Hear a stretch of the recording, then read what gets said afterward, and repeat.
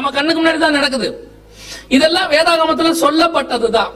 இப்ப இந்த one religion வரும் பாத்தீங்களா, இதுவும் பைபிள்ல தான் இருக்குது. வாசிங்க 11ஆம் அதிகாரம் தானியேல் புத்தகம் 37வது வசனத்தை வாசிங்க. தானியேல் 11:37 வாசிங்க. தன் பிதாக்களின் தேவர்களை, இங்க நல்லா கவனிங்க, சரி நீங்க தொடர்ந்து வாசிங்க. பிதாக்களின் தேவர்களை மதியாமலும், அதான் ரொம்ப முக்கியம், எந்த தேவனையும் மதியாமலும். அப்ப நியூ ரிலிஜியன் ஃபார்ம் ஆகுது. எந்த காடையும் என்ன செய்ய மாட்டான், மதிக்க மாட்டான். எல்லாரை விட தன்னை பெரியவனாக்கி, பிதாக்களின் தேவர்கள், இதுக்கு முன்னாடி இருந்த எந்த காடையும் அவன் மதிக்க மாட்டான், எந்த காடுக்கும் இம்பார்ட்டன்ஸ் கொடுக்க மாட்டான், எல்லாற்றுக்கும் தன்னை பெரியவனாக்கி. அப்படின்னா ஒரு நியூ காட் ஒன்னு ஃபார்ம் பண்ணப்பட போகிறது, ஒரு நியூ ரிலிஜன் உருவாக்கப்பட போகுது. இப்ப இவங்க எல்லாம் ஒரு காமன் ரிலிஜனை உருவாக்கி ஒரு கிங் கையில ஒப்படைப்பாங்க. ஒன் கவர்மெண்ட் உருவாக்கி அவன் கையில கொடுப்பாங்க. கடைசியில அந்த கவர்மெண்ட் முடியற காலத்துல அவன் தன்னையே கடவுளாக அறிவிப்பான். சொல்ல புரியுதா? ஆரம்பத்துல அதை செய்ய மாட்டான், ஆரம்பத்துல அப்படி செய்ய மாட்டான். அவங்க கையில ஒப்படைப்பாங்க, அரசியலமைப்பு நடக்கும், எல்லாம் நடந்து முடிஞ்சு 3.5 வருஷம் முடியும் போது அவன் தன்னைத்தான் தேவன் என்று காண்பிக்கிறவனாய் இருப்பான். இப்போ அதற்கான வேலைகளை தான் செஞ்சிட்டு இருக்கிறாங்க. ஒரு காமனான ஆளை தயார் பண்றாங்க, வேர்ல்டு வைட், எந்த மதத்தையும் சாராதவனை. சோ இப்போ எல்லாவற்றுக்கும் ஒரு முடிவு காலம் நெருங்குவதற்கான முதல் முத்திரையின் காலம் வந்துருச்சு, முடிஞ்சிருச்சு. இது 7 வருஷம் ஆச்சு இந்த முதல் முத்திரை உடைச்சு. இப்ப நம்ம 2வது முத்திரையின் காலத்துலதான் வாழ்ந்துட்டு இருக்கிறோம். முதல் முத்திரைக்கான விளக்கத்தை நான் உங்களுக்கு சொல்லிட்டு இருக்கிறேன். அதாவது பல நேரங்களில தீர்க்க தரிசனங்கள் நிறைவேறினதும் அது நடந்துகிட்டு இருக்கிறதும் நம்ம அதுக்குள்ள இருக்கிறதும் நமக்கு தெரிய மாட்டேங்குது. அதுதான் பிரச்சனை. இயேசு வந்துட்டாரு, 30 வருஷம் ஆச்சு, ஊழியத்துக்கும் வந்துட்டாரு, ஊழியமும் பண்ணிக்கிட்டு இருக்கிறாரு. அப்ப ஒருத்தன் கேட்கிறான், நீர் மேசியாவானால் எங்களுக்கு சொல்லும். இயேசு சொல்றாரு, நான் பலமுறை உங்களுக்கு சொன்னேன். இதுக்கு முன்னாடியே ஞானஸ்நானம் எடுக்கும் போதே வானத்திலிருந்து அவருக்கு ஒரு சாட்சி கொடுக்கப்பட்டது. யோவான் ஸ்நானகனுடைய சாட்சியும் இருக்கிறது. இவ்வளவு சாட்சி அவர் தான் மேசியான்றதுக்கு ப்ரூவ் ஆயிருச்சு. ஆனாலும் அவன் கேட்கிறான், இப்போ நீர் தான் மேசியாவா? இயேசு பிறந்து 1.5 வருஷம் ஆச்சு, ஆனா ஏனோதுக்கு தெரியாது யூதருக்கு ராஜா பிறந்துட்டாருன்னு. வான சாஸ்திரிகள் சொல்ற வரைக்கும் அவனுக்கு என்ன செய்யல, அந்த தீர்க்க தரிசனம் நிறைவேறதே தெரியல. சாஸ்திரிகள் சொன்ன கணக்கின்படி 1.5 வயதுக்கு உட்பட்ட பிள்ளைகளை இருக்கு. அப்படின்னா 1.5 வருஷம் இயேசு பிறந்தாச்சு, ஆனா 1.5 வருஷம் தீர்க்க தரிசனம் நிறைவேறதே ஒரு கூட்டத்துக்கு என்ன செய்யல, தெரியல. அதே மாதிரிதான் இன்னைக்கும் இருக்கு. உலகத்தானுக்கு தெரியல, பரவாயில்ல, அவங்ககிட்ட பைபிள் கிடையாது.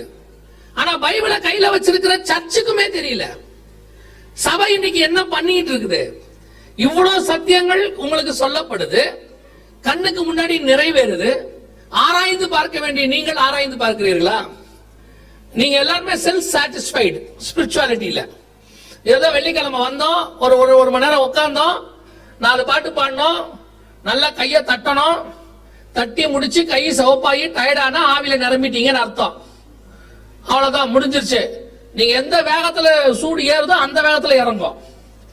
மைக்ல அவர் ஆராதிக்கிற வரைக்கும் தான் நீங்க ஆராதிப்பீங்க. அவர் நிறுத்தினா நீங்க நிறுத்திடுவீங்க. அப்போ உங்க ஆவி உங்களை நம்பி இல்ல, நடத்துறவன் நம்பி இருக்கு. கீழே சிம்ல வச்சா கொஞ்சமா கொதிக்கும், நல்லா வச்சா நல்லா கொதிக்கும். உங்க ஆவிக்குரிய வாழ்க்கை அந்த கொதி நிலையில தான் இருக்கு. நீங்க ஆவில நிறைய நான் குற்றமா சொல்லல, அப்படியே இறங்குறீங்க பாருங்க. அது எவ்வளவு பெரிய விஷயம் இல்ல? பாலை கூட அவ்வளவு வேகமா இறக்க முடியாது, நீங்க அப்படியே இறங்குவீங்க உடனே. அவ்வளவுதான் உங்க ஸ்பிரிச்சுவாலிட்டி. இதோட போனா செருப்பு போடுற இடத்துலயே இங்க கொடுத்த எல்லாத்தையும் மறந்துடுவீங்க. போகும் போதே கேட்க போறீங்க, எங்க போய் சாப்பிட போறோம், கிரில்லா? இவ்வளவுதான். நம்மளுடைய மொத்த ஸ்பிரிச்சுவாலிட்டியும் எங்க முடியுது? செருப்பு போடுற இடத்துல முடியுது. அப்புறம் எப்படி யோசிச்சு பாருங்க. சில காரியங்கள் வெளிப்படுத்தப்பட்ட போது நேபுகாத் நேச்சாரால தூங்க முடியலன்னு இருக்கு. ராம் முழுவதும் அவனுக்கு என்ன வரலையா? தூக்கம் வரலையா? ஒரு புறஜாதியானுக்கு ஒரு விஷயத்தை கேட்ட போது தூக்கம் வரலன்னு இருக்கு. நம்ம கண்ணுக்கு முன்னாடி ஒரு உபத்திரவ காலத்தை கொடுக்கக்கூடியதான கவர்மெண்ட் எழும்புது. எரேமியா சொல்றாரு, நேபுகாத் நேச்சார் வரான், எல்லாத்தையும் பிடிக்க போறான்னா அதை பத்தின பயமே எல்லாம் ஒரு கூட்டம் வச்சு பாருங்க. அதை விட மோசமான கூட்டம் ஒண்ணு இருக்கு பக்ரைனுக்கு வெளியே. உங்களன்னு சொன்னா நீங்க கோச்சுப்பீங்க தானே? கோச்சுப்பீங்களா? நீ தான் 4 நாளா திட்டுறியாரு, அதுக்கே நாங்க கோச்சிக்கல, அப்புறம் இதுக்கு வேற கோச்சிக்கவா போறோம், திருப்பி தானே வந்திருக்கோம், சொல்லு அப்படிங்கிறீங்களா? எதுக்கு சொல்றேன், இவ்வளவு விஷயங்கள் நடைபெறுகிறது, ஆனா உணர்வு எதுக்கு இல்ல? சபைக்கு இல்ல பாருங்க. அதுதான் ரொம்ப மனசு கஷ்டம். இவ்வளத்தையும் சொல்லும் போது ஒரு உணர்வு வந்து நீங்க அடுத்து கொஞ்சம் நீங்க வேதத்தை ஆராய தொடங்கிட்டீங்கன்னா போதும், அவ்வளவுதான். அடுத்து தேவனோடு கூட சேர்ந்துட்டீங்கன்னா போதும். நீங்க உணர்வு வந்து நீங்க உடனே ஒப்பு கொடுத்து பாலைவனத்துல போய் மனம் திரும்புங்கள் பரலோக ராஜ்யம் சமீபத்தில் இருக்குன்னு கூப்பிட சொல்ல, ஒரு உங்க வீட்டுக்குள்ளே உங்களுக்கு அது உணர்வு வந்திருக்கணுமே, அதுதான் இம்பார்ட்டன்ட். அல்லேலூயா. முதலாவது முத்திரை உடைக்கப்பட்டாக்கி காலம் வந்துருச்சு.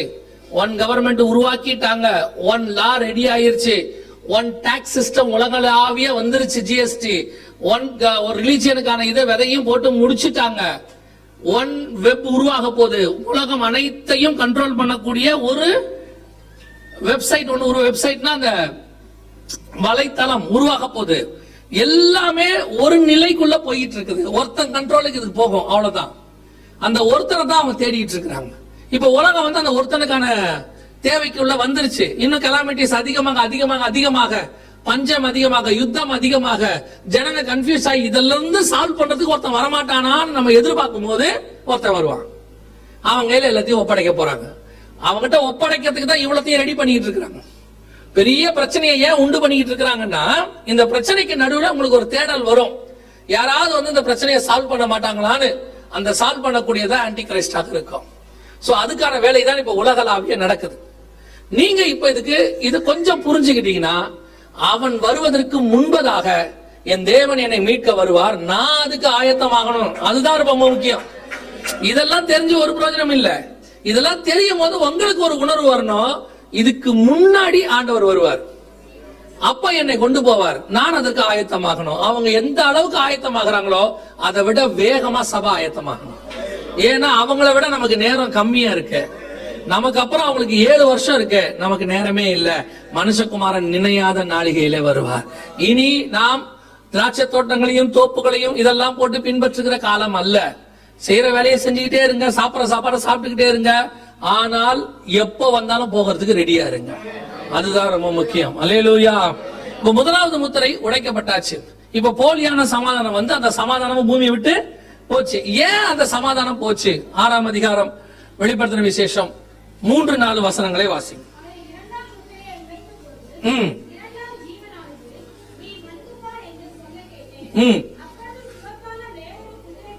சிவப்பான வேறொரு குதிரை புறப்பட்டது,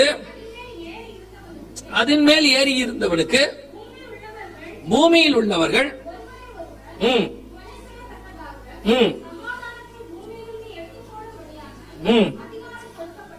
இது எதை பத்தி சொல்லப்பட்டிருக்கிறது? இந்த காரியம் எதை குறித்து சொல்லப்பட்டிருக்கிறது அப்படின்னு கேட்டீங்கன்னு சொன்னா, குதிரை என்பது நமக்கு தெரியும், ஆவி. சிவப்பு கலர் என்பது நம்ம எல்லாருக்கும் தெரியும், யுத்தம், ரத்தம், எல்லாத்தையும் பத்தி நமக்கு தெரியும். அவன் கையில் ஒரு பட்டயம் கொடுக்கப்பட்டதுன்னு இருக்கு, அதான் ரொம்ப முக்கியம். அவன் கையில் ஒரு பட்டயம் கொடுக்கப்பட்டது. பட்டயம்னா என்ன, எதை பத்தி சொல்லப்பட்டிருக்கு அப்படின்னா, பைபிள்ல 2 விதமான பட்டயம் இருக்கு. ஒன்று, பட்டயம் என்பது யுத்தத்தை குறிக்கிறது, நம்ம எல்லாருக்கும் தெரியும். பட்டயம் என்பது இப்ப நேபுகாத்நேச்சாருடைய பட்டயம் உன்மேல் வரும், சீரியருடைய தண்டு உன்மேல் வரும் அப்படின்னு சொன்னா யுத்தம் வரும் என்ற அர்த்தம். இன்னொரு பட்டயமும் பைபிள்ல சொல்லப்பட்டிருக்கிறது, வாசிங்க. 1 நாளாகமத்தின் புஸ்தகம் 21ஆம் அதிகாரம் 12வது வசனம் வாசி. 1 நாளாகமத்தின் புஸ்தகம் 21ஆம் அதிகாரம் 12வது வசனம் வாசி.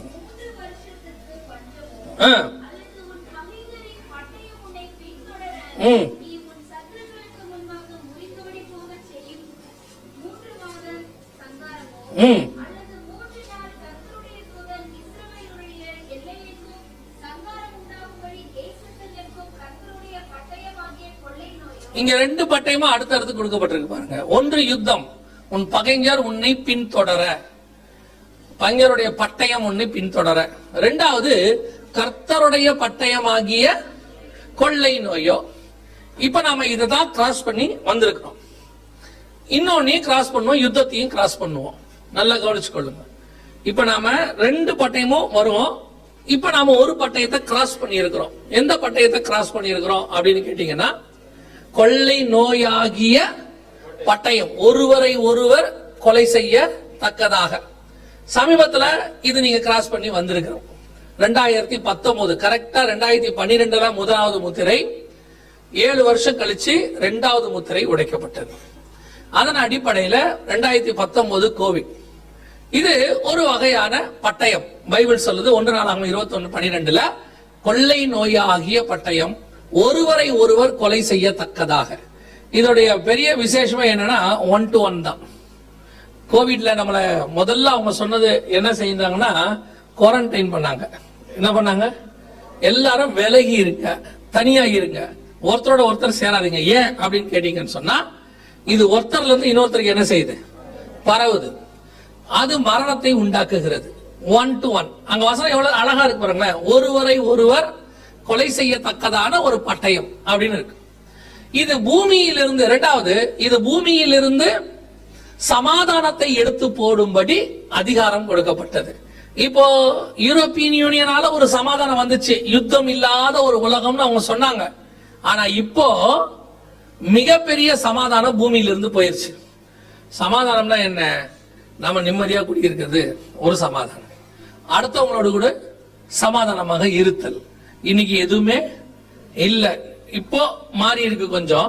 உங்களுக்கு தெரியும் நினைக்கிறேன். வீட்டுக்குள்ளேயே ஒருத்தர் என்ன பண்ண சொல்லிட்டான்? பார்க்காத பேசாத தனியாயிரு, அவ்வளவுதான். தனித்திரு விழித்திரு அப்படின்ட்டாங்க. பெரிய கொடுமை என்னன்னா, பெற்றோர் பிள்ளைகளையும் பார்க்க முடியாத சிச்சுவேஷன்.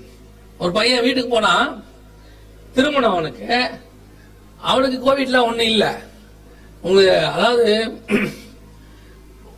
வான பரியந்தம் உயர்த்தப்பட்ட கப்பர்நகுமே, நீ பாதாள பரியந்தம். இது யாருக்கு பொருந்துமோ இல்லையோ, சென்னைக்கு பொருந்துச்சு.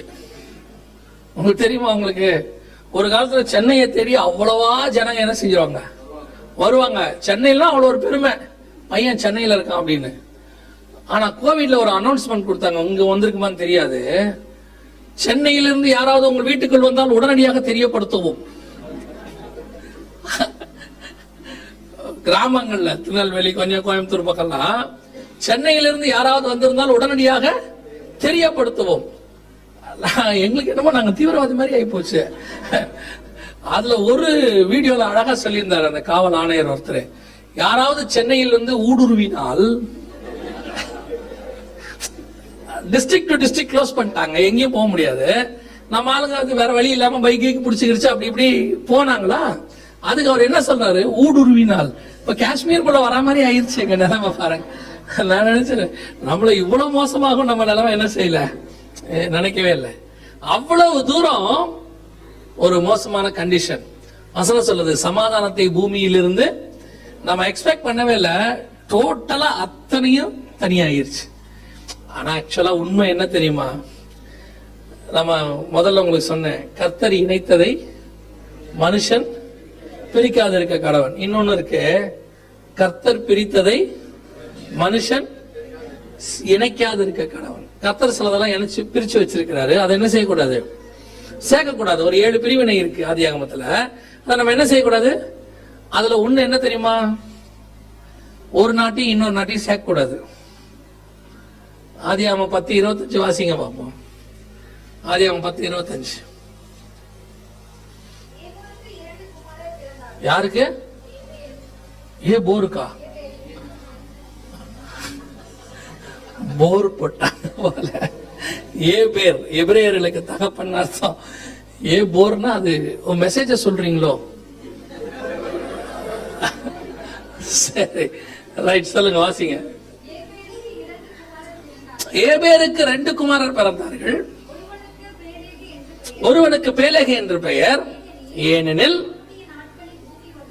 the earth was divided இங்கிலீஷ்ல. ஆண்டவர் பூமி என்ன பண்ணிட்டாரு? இந்த கண்டங்களாக பிரித்தார். நீங்க சயின்டிஸ்ட் கேட்டீங்கன்னா, பல மில்லியன் வருஷங்களுக்கு முன்பாக, பல கோடி வருஷங்களுக்கு முன்பாக டைனோசர் காலத்துல ஒரு பெருசா பூமியோட மோதிச்சு, அதனால பூமி துண்டு துண்டா போச்சுமா. அதெல்லாம் கிடையாது. பைபிள் இப்படிதான் இருக்கு. இது எப்ப பிரிஞ்சிச்சு, எந்த காலத்துல பிரிஞ்சிச்சு, எல்லாம் வருஷ கணக்கோடு இருக்கு பைபிள்ல. சோ ஆண்டவர் கண்டங்களாக பிரித்தார். கண்டங்களாக பிரித்ததுக்கு ஒரு நோக்கம் இருந்துச்சு ஆண்டவருக்கு. அவங்கவுங்க அந்தந்த நாட்டுக்குள்ள நல்லபடியா வாழுங்க, நல்லா இருங்கன்னு சொல்லி. எப்ப பிளைட் கண்டுபிடிச்சானோ அப்பதான் என்ன ஆச்சு? அதாவது ஆண்டவர் ஒண்ணு சொன்னா மனுஷன் அதுக்கு இன்னொன்னு செய்வான், ஆப்போசிட்டா செய்வான். புரியுதா உங்களுக்கு? ஆண்டவர் பாஷைகளை பிரிச்சா இவன் என்ன பண்ணுவான்? பாஷைகளை சேர்ப்பான். கூகுள் டிரான்ஸ்லேட்லாம் போட்டுக்கிட்டு அத்தனை பேரும் ஒரே லாங்குவேஜ் அப்படின்னு, நாம ஒன்று அப்படின்னு. இப்பதான் அவனுக்கு ஆசை வரும் ஒன்று அப்படின்னு. பணத்தை மொத்தமா பொதுவா வச்சு நாம ஒன்று அப்படின்னா ஒத்துக்க மாட்டான். நாம எல்லாம் ஒன்றா இருக்கிறோம், எல்லா அக்கௌண்ட் பேலன்ஸையும் கொண்டு வந்துருங்க, நம்ம எல்லாம் ஒரே அக்கௌண்டா வச்சுப்போம், ஒத்துக்க மாட்டான். இல்ல அதெல்லாம் இருக்கட்டும், நம்ம மொழியில மட்டும் ஒன்னா இருப்போம் அப்படின்னு. அவனை விட்டுருக்க. சரியா? ஆண்டவர் ஒண்ணு சொன்னாருன்னா அதுக்கு ஆப்போசிட்டா செய்யறதா யாருடைய வேலை? பிசாசுடைய வேலை. பிசாசு மனுஷனை வச்சு செய்யும். ஆண்டவர் பாஷைகளை பிரிச்சு அவர் சேர்த்தான். இப்போ ஆண்டவர் நாடுகளை என்ன பண்ணி வச்சாரு? பிரிச்சு வச்சாரு. இவன் என்ன பண்ணிட்டான்? பிளைட் விட்டு எல்லாத்தையும் சேர்த்தான். கோவிட் வந்த உடனே நிறுத்திட்டான். ஆண்டவர் சொன்ன இதுதான் நாங்க அப்பயே சொன்னோம். அவன் ஊர்ல இருந்தா என்ன வந்திருக்காது? பிரச்சனை வந்திருக்காது. ஊகான் மாநிலத்துல வந்தது அங்கேயே இருந்திருக்கும், அவங்க ஊர்லயே இருந்திருக்கும். அது அவங்க ஊர்ல வந்திருக்காது. அவன் கொண்டாததே உலகம் ஃபுல்லா கொண்டு போகணும் தான். உலகம் ஃபுல்லா கொண்டே போக முடியல, அவன் கொண்டே வந்திருக்க மாட்டான்ல. இன்னைக்கு நிறைய காரியங்கள் அப்படித்தான், அகைன்ஸ்ட் டு பைபிள். ஆனா நம்ம சொன்னோம்னா பழமைவாதியும்பா இவங்கள. அப்புறம் அவனா அதை செய்வான் பொறுமையா. இல்லப்பா இந்த மாதிரி நீங்க ஃபேக்டரி எல்லாம் உருவாக்கி கார்பன் டை ஆக்சைடு விட்டீங்கன்னா ஓசோன் லேயர்ல ஓட்ட விழுந்துரும், அதுக்கப்புறம் பின்னாடி பிரச்சனை வரும். நீங்க எல்லாம் பழமைவாதிகள், நாங்க எவ்வளவு தொழில் புரட்சி பண்றோம். இப்ப அவனே சொல்றான் நிறுத்திடுங்க எல்லாத்தையும், நீ இதாகி போச்சு, எல்லாம் மேல ஓட்ட விழுந்துருச்சு, வேணாங்கிறான். அவன் அப்படிதான் இருப்பான்னு வச்சுக்கோங்களேன். பைபிள்ல சொன்னதை செஞ்சாங்கன்னா என்னைக்குமே யாருக்குமே எந்த பிரச்சனையுமே கிடையாது. கர்த்தர் நன்மைக்கான காரியங்களை மட்டும்தான் மனுஷனுக்கு சொல்லி வச்சிருக்கிறாரு. ஏன்னா கர்த்தர் தீமை என்பது கிடையாது. இப்போ என்ன ஆயிருச்சு? ஒருவர் கொலை செய்யத்தக்கதாக பூமியிலிருந்து சமாதானம் போயிருச்சு.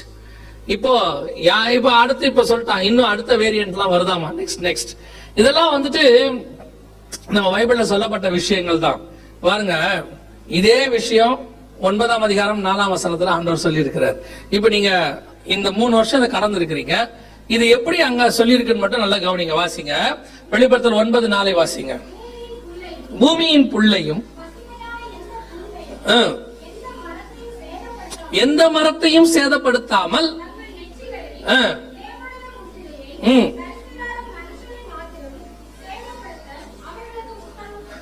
இப்ப அந்த வசனத்தை நல்லா கவனிச்சு பாருங்க. புல்லோ பூண்டோ மரமோ எதுவுமே சேதப்படாது, மனுஷன் மட்டும் சேதப்படுவான். கொரோனா என்ன நடந்துச்சு? மனுஷன் மட்டும் சேதப்பட்டா, வேற எதுவுமே சேதப்படல. இதுக்கு பேரு பயோவார்னு பேரு.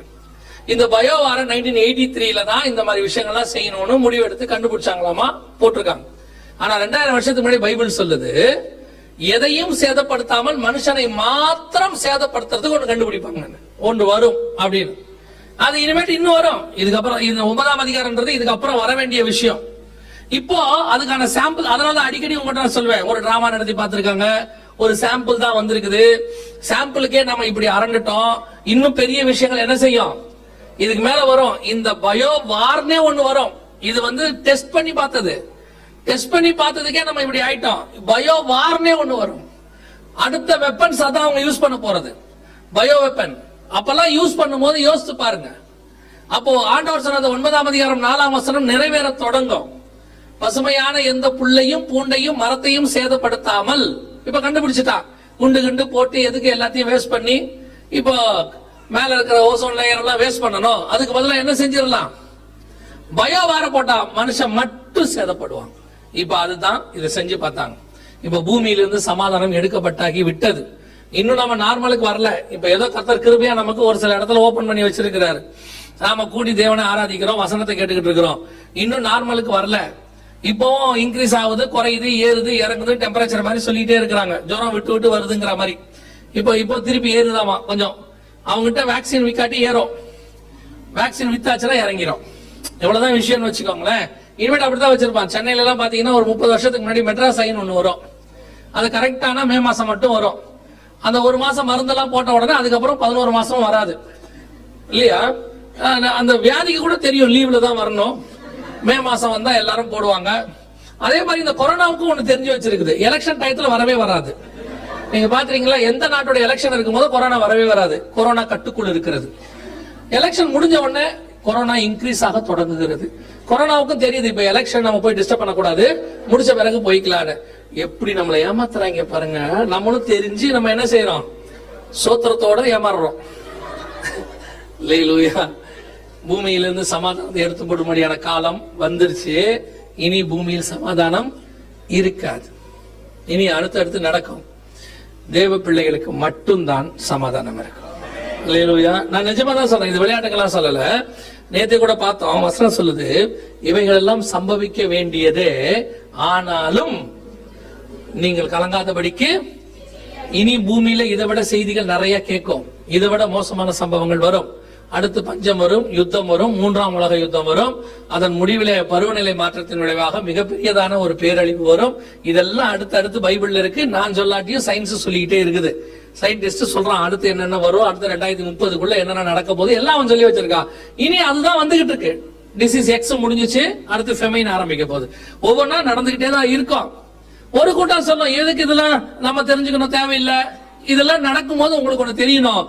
இப்படி ஒரு குழப்ப நிலை உருவாகும் போது, இவைகள் சம்பவிக்க தொடங்கும் போது, லூக்கா 21:28, இவைகள் சம்பவிக்க தொடங்கும் போது உங்கள் மீட்பு சமீபமாக இருப்பதால் நீங்கள் நிமிர்ந்து பார்த்து தலைகளை உயர்த்துங்கள். அல்லேலூயா. இதெல்லாம் நடக்கும் போது நமக்கு ஒரு மீட்பு இருக்கிறது. அதுக்கு தான் இதை பார்க்கிறோம். வெளியே இதெல்லாம் நடக்கும்.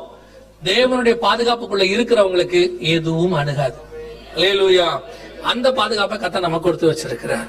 நீ விசுவாசித்தால் தேவனுடைய மகிமையை காண்பாய். இதுக்கு அடுத்து மிக முக்கியமா 3வது முத்திரை. இதுக்கப்புறம் நடக்க போது இப்ப ஆரம்பிக்கிற நிலைமைக்கு வந்துருச்சு. 2021ல இத பத்தி அதிகமாக பேசிக்கொண்டிருந்த காலத்துல ஆண்டவர் கொரோனா உச்சத்துல இருக்கிற நிலைமையில ஆண்டவர் ஒரு காரியம் உணர்த்தினார். ஆவியானவர், இந்த கொரோனா உச்சத்துக்கு போச்சுன்னா கண்டிப்பா எந்த ஒரு விஷயமே உச்சத்துக்கு போனா அடுத்து என்ன செய்யணும், கீழே தான் வரணும். ஏன்னா அவ்வளவுதான் உச்சம், அதுக்கு மேல ஒண்ணும் கிடையாது. உச்சத்துக்கு போச்சுன்னா கீழே இறங்கணும்.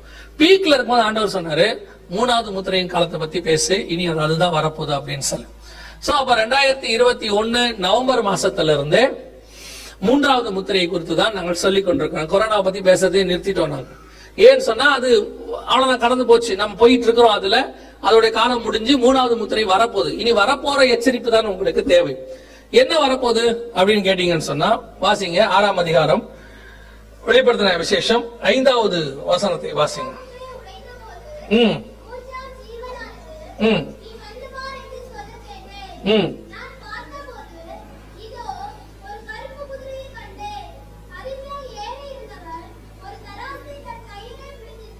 ம்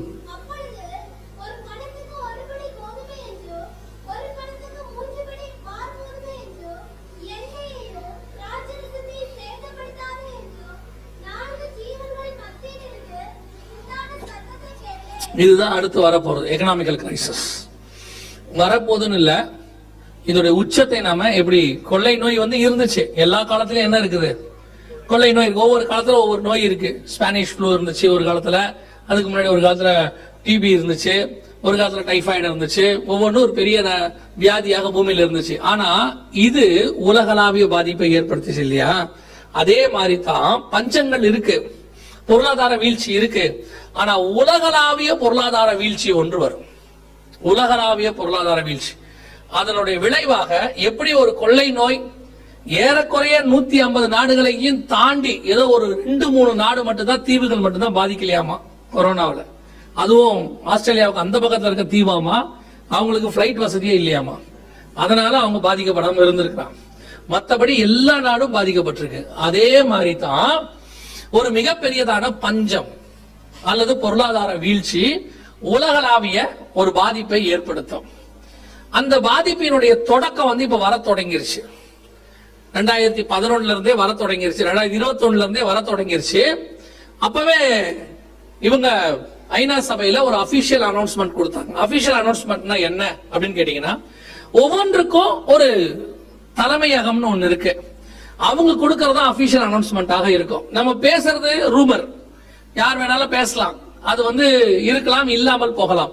ஆனா தலைமையகம் ஒரு ஸ்டேட்மெண்ட் கொடுத்துச்சுன்னா அது ஆத்தென்டிகேட்டட் அப்படின்னு சொல்லுவாங்க. அது அங்கீகரிக்கப்பட்டது, ஆதாரபூர்வமானவை.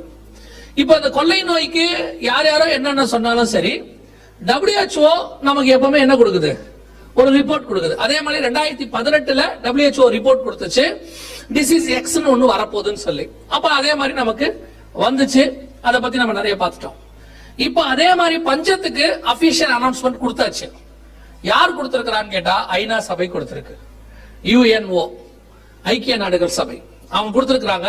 அபிஷியலி பஞ்சம் ஆரம்பித்து விட்டது. அதாவது அதிகாரப்பூர்வமாக பருவநிலை மாற்றத்தின் விளைவாக பஞ்சம் பூமியில என்ன செஞ்சிருச்சு, ஆரம்பிச்சிடுச்சு. அது ஆரம்பிச்ச முதல் நாடு எதுனா மடகாஸ்கர். இத பத்தி ஏற்கனவே நீங்க உங்களுக்கு சில வீடியோஸ் வெளியிட்டு இருக்கிறோம், நீங்க பாத்தீங்களான்னு தெரியாது. மடகாஸ்கர் பகுதியில பஞ்சம் உச்சத்துக்கு என்ன செஞ்சிருச்சு, போயிருச்சு. அதனுடைய விளைவாக பிள்ளைகள் எல்லாம் பூச்சிகளை சாப்பிடக்கூடிய இடத்திற்கு போய்விட்டார்கள். மடகாஸ்கர்ல நடந்துகிட்டே இருக்கும் போது கென்யா மிகப்பெரிய பாதிப்பை ஏற்படுத்தி மிருகங்கள் எல்லாம் செத்து விழுந்துச்சு. நார்மலா மிருகங்கள், ஒட்டகங்கள் என்ன செய்ய ஆரம்பிச்சிச்சு, செத்து விட ஆரம்பிச்சிச்சு. அதனுடைய தொடர்ச்சியாக நம்ம எல்லாருக்கும் தெரிஞ்சு ஸ்ரீலங்கா திவால் ஆயிடுச்சு. ஸ்ரீலங்காவுடைய நிலைமை இன்னைக்கு திவால் தான். ஸ்ரீலங்கா திவால் ஆகிட்டே இருக்கும் போது பாகிஸ்தான் மிக மோசமான கண்டிஷனுக்கு போயிடுச்சு. அவங்க இன்னைக்கு 7% வட்டியில வாங்கியிருக்காங்க. 50 காசுக்கு வாங்குற இடத்துல 7 ரூபாய்க்கு வாங்கியிருக்காங்க கடன். அப்போ பாகிஸ்தான் பிரதமரை கேட்கிறாங்க, இவ்வளவு கொடுத்து நீங்க கடன் வாங்குறீங்களே, திருப்பி கொடுக்க முடியுமான்னு. அவர் சொல்றாரு, பிச்சைக்காரர்களுக்கு எவ்வளவு கேட்கணுங்கிற அதிகாரம் கிடையாதுங்கிற. அவர் தன்னை என்ன சொல்றாரு, பிச்சைக்காரன் சொல்றாரு. நாங்க கேட்கிறோம், அவங்க இவ்வளவுதான் வட்டின்னு சொன்னா நாங்க என்ன செய்ய முடியும், ஒண்ணும் செய்ய முடியாது. இப்ப நாட்டை நாங்க காப்பாத்தி ஆகணும் அப்படியே என்ன அர்த்தம், திருப்பி கொடுக்கவே முடியாதுன்னு அர்த்தம். யோசிச்சு பாருங்க, திருப்பி கொடுக்க முடியாது. ஆனா இப்பத்திக்கு நான் என்ன பண்ணிக்கிறேன், வாங்கி ஏதாவது ஒன்று பண்ணிக்கிறேன். இப்ப அதை விட மோசமான தப்ப ஸ்ரீலங்கா பிரதமர் செய்யறாரு, நோட் அடிக்கிறாரு. இப்ப ஸ்ரீலங்கா நோட் அடிக்கிறாங்க. அப்படி அடிச்சா எல்லா நாடும் காணாம போயிருச்சு. பெனின்சுலாவும் மாட்டிக்கிச்சு, ஜிம்பாப்வே மாட்டிக்கிச்சு, இப்ப இவங்களும் அடிக்கிறாங்க. சோ இவங்க எல்லாருமே கடைசி காலத்துல ராங் மூவ் எடுக்கிறாங்க. அது கர்த்தரே செய்யறாரு அவங்கள. சில நேரத்துல கர்த்தர் கை விட்டுட்டாருன்னு வச்சுக்கோங்க, எப்பேற்பட்ட பார்வோனும் முட்டாளா மாறிடுவான். எப்பேற்பட்ட நேபுகாத்நேச்சர், நான் கட்டிய மகாபாபிலோன்னு சொன்ன நேபுகாத்நேச்சரே மிருகமா மாறிடுவான். மிருக இருதயம் வந்துடும்.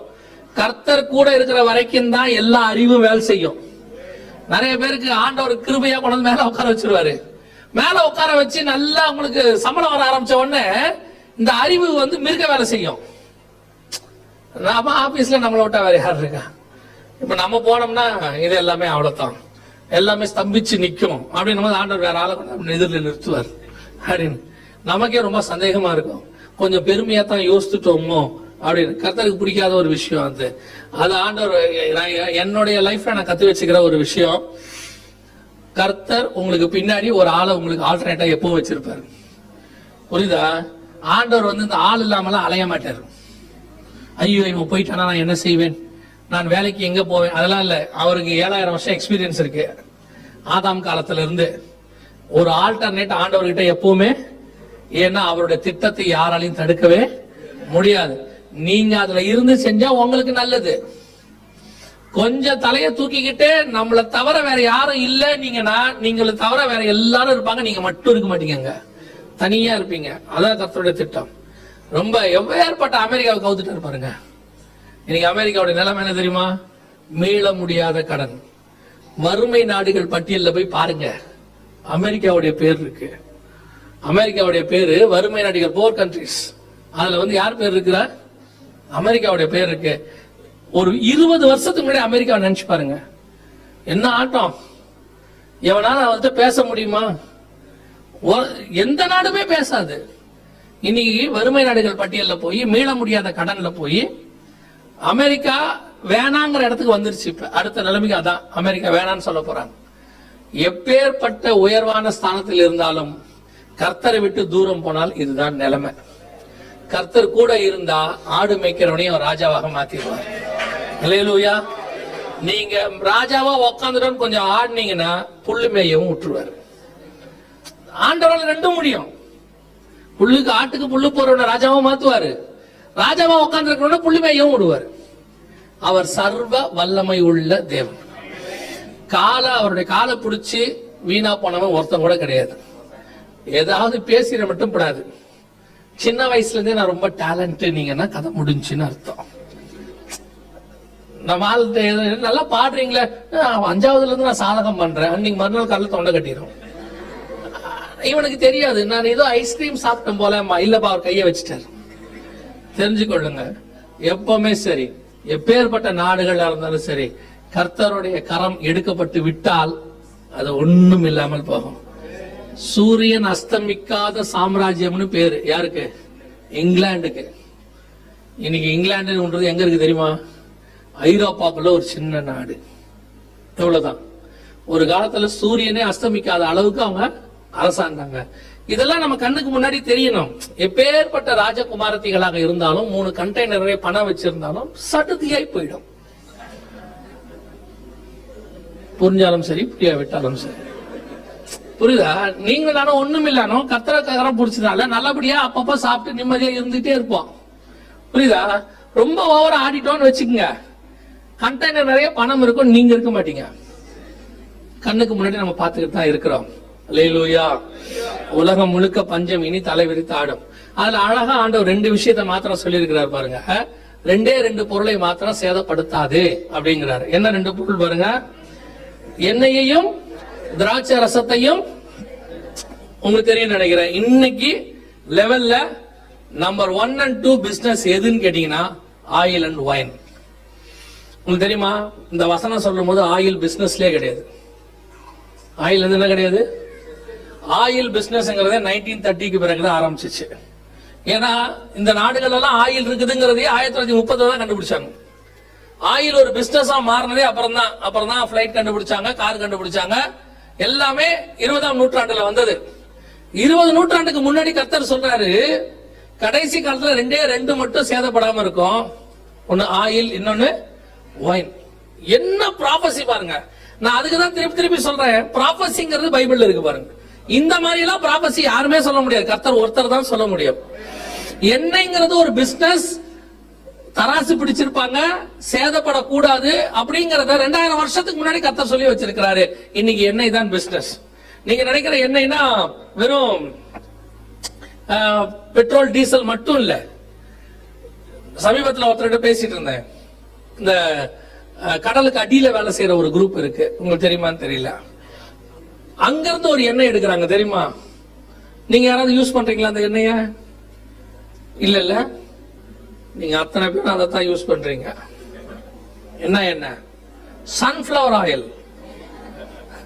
எந்த சன்ஃபிளவருக்கு இவ்வளவு ஆயில் வருது?